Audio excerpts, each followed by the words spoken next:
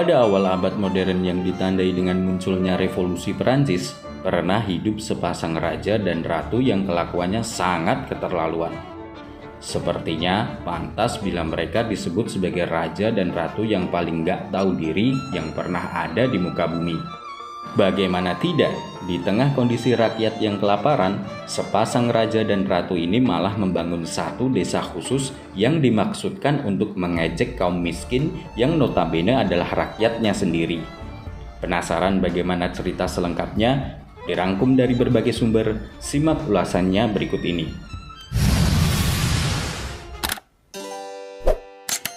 Dia adalah Louis XVI, Raja Perancis dari dinasti Bourbon yang berkuasa sejak 1774 hingga 1792. Di awal masa kekuasaannya, Louis XVI sebenarnya adalah raja yang sangat dicintai rakyatnya.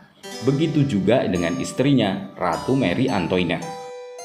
Walau bukan asli Perancis, Mary sempat mendapat simpati rakyat setempat. Marie Antoinette adalah seorang princess dari Austria.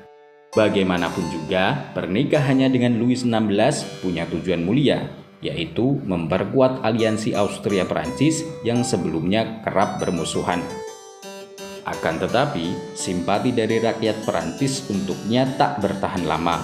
Rakyat Perancis, terutama kaum pekerja dan petani, marah setelah mengetahui kelakuan asli sang ratu. Kontan saja rakyat yang dahulunya simpati, mendadak berubah menjadi benci. Bagaimana tidak benci, di tengah rakyat yang kelaparan, Marie Antoinette malah sibuk dengan hobinya yang suka berfoya-foya. Celakanya, hobi sang ratu ini juga mendapat dukungan dari Louis XVI. Maklum, saat naik tahta, usia Raja dan Ratu Perancis ini masih tergolong belia. Tercatat dalam sejarah, Louis XVI menjadi raja ketika usianya masih 20 tahun, sedangkan Ratu Mary baru berusia 19 tahun.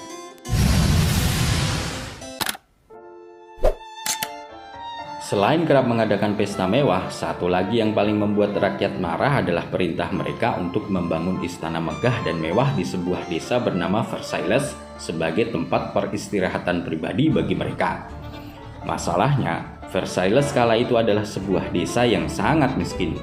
Kontan saja fenomena ini dipandang secara luas sebagai ejekan terhadap kehidupan kaum petani miskin di sana.